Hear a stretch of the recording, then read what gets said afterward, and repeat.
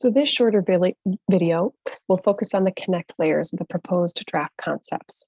There's a longer video that provides a complete overview of the draft guiding principles, the draft vision, and the draft concepts, and then another shorter video that provides a deeper dive into the ecology, rewilding, and water quality layers of the draft concepts. The connect layer will focus on circulation and access to, around, and between the lakes.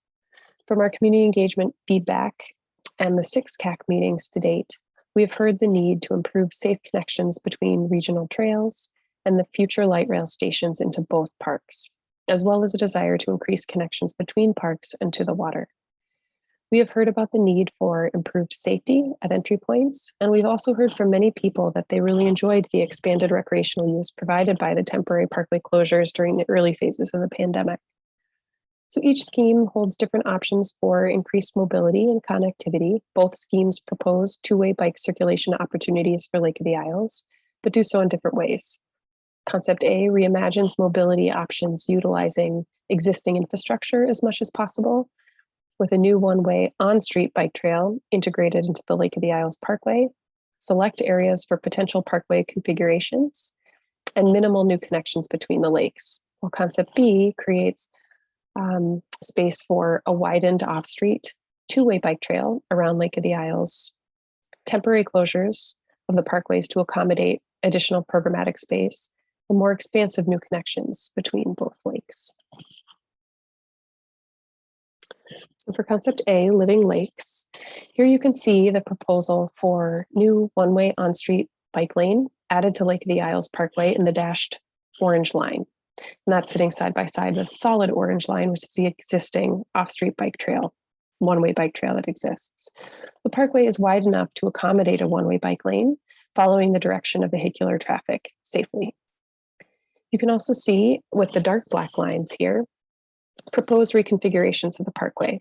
The dashed black line on Cedar Lake Parkway suggests reducing that section of parkway to one way to allow for a wider area to accommodate safe two-way bike and pedestrian circulation, which currently is very constrained. The solid black line on Lake of the Isles Parkway suggests a partial permanent closure of the parkway to accommodate expanded areas for recreation use and events. And at this location on the parkway, especially that northern edge, reconfiguring the parkway there would reduce duplication of roadways, where the parkway runs parallel to Franklin Avenue for a period, and would minimize hardscape areas while also increasing safety and improving connections to the neighborhood and Kenwood Park at that northern edge of the lake. We don't anticipate this reconfiguration to significantly impact vehicle access or use in this area. Any parkway reconfiguration proposals, of course, will require further study. The wider white dashed lines propose formalizing sections of existing trails to become accessible connections. So the segment in the northeast side of Cedar, the southwest side of Cedar, and along the channel, the lagoon connecting Bde-Makaska and Lake of the Isles.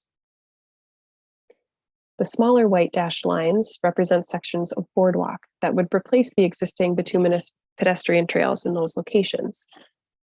So on the north side of Isles in 2 locations. These sections allow for that shoreline restoration and those rewilding layers to be created while still providing access and an immersive experience for visitors. The solid white lines here show new paved bike and pedestrian connections, connecting Midtown Greenway to the south side of Lake of the Isles and connecting the Kenilworth Trail to Lake of the Isles along the Kenilworth Channel. And the solid white line connections are the same in both draft concepts A and B. So for concept B, unique lake experiences, here you can see the proposal for the new two-way off-street bike trail in Lake of the Isles. So we're seeing a singular dashed line here in orange.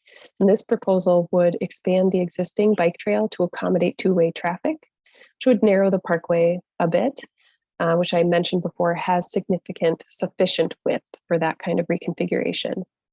This layout is very similar to the current bike trail around the south and west edges of Cedar Lake. The dashed black lines here are proposed temporary closures for the parkways. These temporary closures provide space for expanded recreation use, and in some locations, particularly on Lake of the Isles, could become temporary event spaces. The wider dashed lines propose formalizing sections of existing trails to become accessible connections.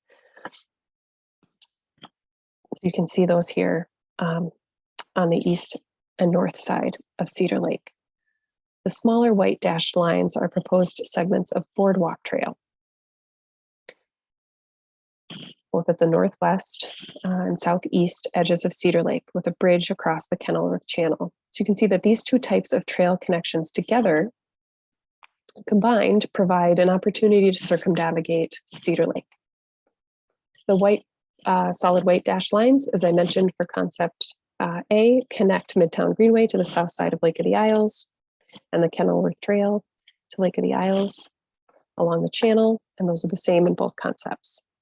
Here you're also seeing a layer of pink asterisks, and they are showing locations for entry gateways where new signage, wayfinding, furniture, and safe pedestrian crossings will create a more inclusive welcome at key points along the lakes.